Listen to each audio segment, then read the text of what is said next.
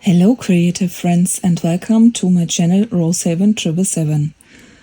Let's pause for a moment and be grateful for the freedom and peace we have in our lives. Not everyone has this experience nowadays. Let us be grateful. Today's prompt of the Junk Journal July Challenge is free. Living by the sea gives me the freedom I do need to recharge my batteries for my everyday life. Being on the water, noticing nature around me is very important. I'd like to convey this mood with these two threads I've created to you guys.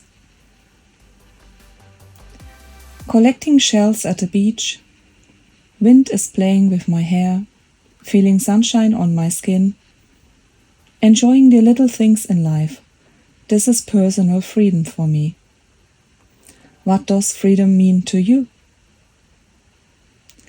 Grab your supplies and create a page with this vibe in your junk journal.